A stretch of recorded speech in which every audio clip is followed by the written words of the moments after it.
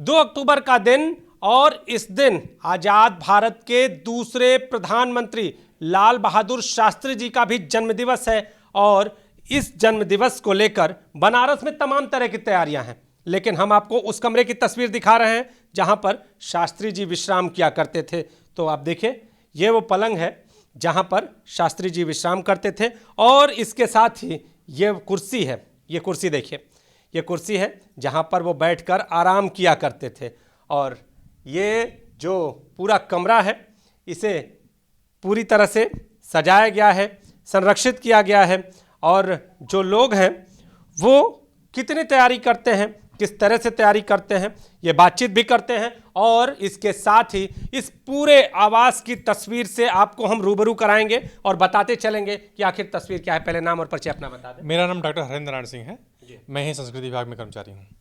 तो हरेंद्र जी, ये जो कमरा है ये कहा जाता है कि पुराने समय में इसे 2 छत्ती वाला कमरा कहा जाता था। ये 2 छत्ती का कमरा है और शास्त्री जी का ये आराम कमरा है। इसमें शास्त्री जी रहा करते थे और यही उनका आराम कमरा था और यहीं अध्ययन भी किया करते थे वो। और ये जो स्वरूप है, ये 2 छत्ती का स्वरूप है। आप देखेंगे ये एक खिड़की है, 2 खिड़कियां हैं और दरवाजा है बाहर। खूब हवादार और खूब शांत जगह थी, शांत जगह हुआ करती थी ये। और इसलिए वो बहुत मतलब इनकी प्रकृति के अनुसार मेल खाती थी जगह। मेल खाती थी जी। तो नीचे भी चलते हैं और दिखाते हुए आगे बढ़ते हैं। आप देखिए, ये जो सीढ़ियां हैं इनको संस्कृति विभाग और जो सरकारी विभाग हैं उनके द्वारा संरक्षित भी किया जा रहा है। और ये जो कमरा आपको सामने दिखाई दे रहा है, ये कमरा, इस कमरे के बारे में हम जानकारी चाहेंगे। ये कमरा शयन कक्ष है। यह शास्त्री जी का शयन कक्ष था और यही शास्त्री जी का मूल कक्ष था। ये पुरानी बिल्डिंग है। ये सबसे पुराना उनके जो पूर्वज थे उनके द्वारा बनाया हुआ था और यही उनका मूल कमरा था। और आप आगे बढ़ेंगे कि इसमें एक छोटा बैठक, एक बिस्तरा और ये लालटेन जैसे उस समय जैसी स्थिति थी उसको दर्शाने का प्रयास किया गया है। और ये एक महत्वपूर्ण चीज़ है उनका, ये किचन, हाँ, हम कहें उनका एक तरह से ये रसोई घर। और इस रसोई घर में ये जो बर्तन है इसको शास्त्री जी और उनका परिवार इस्तेमाल करता था। आप देखिए ये किचन और इसे अभी भी पूरी तरह से यूं ही बनाने और दिखाने का प्रयास किया गया है। और आप देखिए यहाँ पर जब गैस आ गया था, देखिए ये जब गैस आ गया था तो उस दौरान खाना बनाते की तस्वीर भी है। हाँ, ललिता जी की रसोई में। और ललिता जी जब गैस आ गया और उसके बाद जो खाना बना रही थी तो उसकी तस्वीर लगा रखी। यही वो जगह है जहाँ से भोजन निर्माण किया जाता था। ये बर्तन बड़े पुराने दिख रहे हैं, फूल के बर्तन दिख रहे हैं। हाँ, सब ये सब प्राचीन बर्तन हैं, उसी समय के बर्तन हैं। और कुछ बर्तन बाद में भी लगाए गए हैं, लेकिन ये मूलतः कई सारे बर्तन प्राप्त किए गए थे शास्त्री जी के परिवारों से, वो रखे गए हैं अभी भी। तो आगे की तस्वीर भी हम दिखाते हैं। आगे एक कमरा है और इस कमरे के बारे में बहुत सारी चीज़ें कही जाती है, लेकिन ये तस्वीर आपको दिखाएं। ये कार और इस कार की कहानी भी बड़ी अलग है। तो क्या कहानी है इस कार की? ये कार शास्त्री जी द्वारा पंजाब नेशनल बैंक से लोन लेकर के खरीदी गई थी। और ये कार जो है उसका शास्त्री जी के देहांत के बाद ललिता शास्त्री जी ने पीएनबी में कहा कि हम ये मुफ्त फ्री दे देंगे, लेकिन ललिता शास्त्री जी ने माने नहीं, कहीं कि ये हम इसका पैसा चुकता करेंगे। कुछ और भी लोग हैं और उनसे भी हम बातचीत करेंगे और जानेंगे, लेकिन तब तक ये जो कक्ष है इसको भी देख लें आप। और इसमें जो शांति पाठ हो रहा है उसको भी आप सुन लें कि आखिर ये शांति पाठ क्यों और ये कक्ष क्या। ये ललिता शास्त्री जी का कमरा था और ललिता शास्त्री जी अपने अंत समय तक यहीं रहीं। और ललिता शास्त्री जी एक जिस तरह से वो भजन पसंद करती थी, तो हमने एक लुक देने का प्रयास किया है कि वो जिस तरह से जैसे रहती थी और जैसे सात्विक विचारों की थी उसके द्वारा ये प्रस्तुत करने का प्रयास किया गया है। वो जो लोटा और गिलास सब उनके द्वारा, उन्हीं के द्वारा, परिवार के द्वारा प्रदान किया गया था हमें।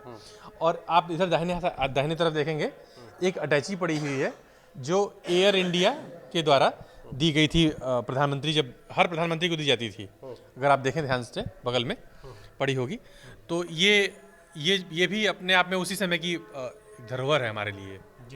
तो आप देखिए, हम इस वक्त उस शख्सियत के घर पे हैं जो कहे जाते हैं कि काशी के एक रत्न थे और आज भी वो लोगों के दिलों में राज करते हैं। जय जवान जय किसान का नारा देने वाले शास्त्री जी और उनका ये आवास और गलियों से होते हुए, इसको हम गलियारा कहते हैं, और ये बैठक था। आप देखिए, इसे हम बैठक कहते हैं। जब लोग घर पे आते हैं तो उस दौरान यहाँ पर बैठा करते थे और ये कुर्सी शास्त्री जी की कुर्सी थी, और जो लोग आते थे उनसे मिलने के लिए वो इन छोटी छोटी जो आकृतियाँ बनी हैं इस पर बैठते थे। और अब हम आपको उस जगह पे लाते हैं जिसे पिक्चर गैलरी कहते हैं। आप देखिए, यहाँ पर लाल बहादुर शास्त्री जी से जुड़ी हुई तमाम तस्वीरें, उनके इतिहास को बताती हुई तमाम तस्वीरें यहाँ पर हैं। तो क्या क्या तस्वीरें हैं यहाँ? यहाँ शास्त्री जी के जीवन काल से संबंधित शुरू से लेकर अंत तक की सारी तस्वीरों को एक कोलाज की तरह एक क्रम से प्रस्तुत किया गया है, जिसमें उनके माता पिता से शुरुआत की जाती है, अगर आप देखेंगे। और उनका जो मुगलसराय में जो मूल जहाँ जन्मस्थली थी, कुड़कला गांव में, उसका जो जहाँ जिस आवास में रहते थे उस आवास से शुरुआत की गई है। और फिर उनके बाल्यकाल से, फिर उनके जब वो राजनीति में आए, जिन्होंने लड़ाई लड़ी, फिर जब वो मंत्री बने, फिर बाद में जब प्रधानमंत्री बने, इस पूरे क्रम को चित्रों के माध्यम से प्रस्तुत करने का प्रयास किया गया है।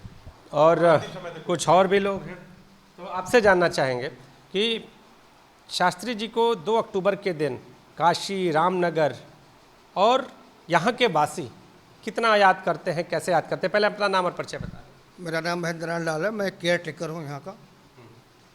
और जैसे बता रहे हैं, अब पूछ रहे हैं कि कैसे याद करते हैं, तो शास्त्री जी को एक ऐसा ईमानदार प्रधानमंत्री न कभी हुआ और न तो कभी होगा, इस सोच में लोग यहाँ तक आते हैं देखने के लिए और सोचते हैं कि काश हमारे बेटे, हमारे लोग भी प्रधानमंत्री जैसा बने, क्योंकि उन्होंने कभी ज़िंदगी में 1 रुपया अपने ऊपर नहीं खर्च किया और न तो एक भी मकान उन्होंने अपने प्रधानमंत्री पैसे से बनवाया या अपने पैसे से बनवाया। और उन्होंने एक दादाजी के मकान में रहा और दादाजी के मकान में ही बिताया। एक बड़ी चुनौती थी इसे संरक्षित करना। तो जब आप लोग यहाँ पर शुरू में यहाँ की देखभाल का जिम्मा मिला तो क्या स्थिति थी, और फिर अब स्थितियाँ बदली हुई कैसे?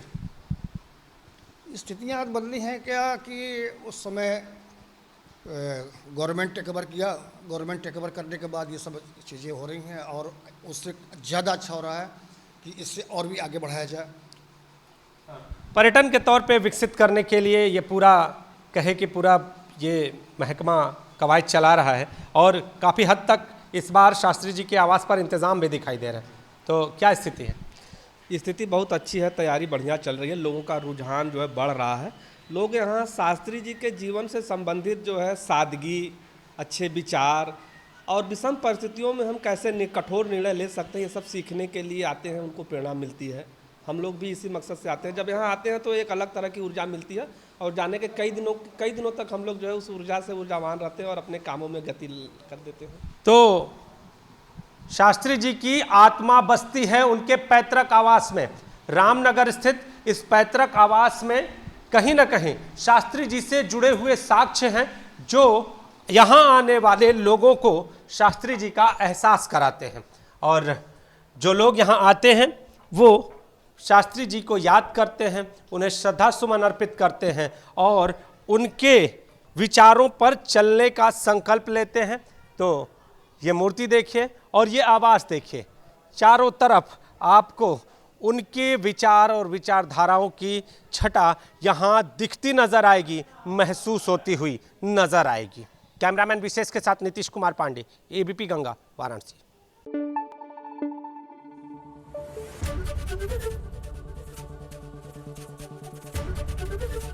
एबीपी गंगा, खबर आपकी, जुबान आपकी।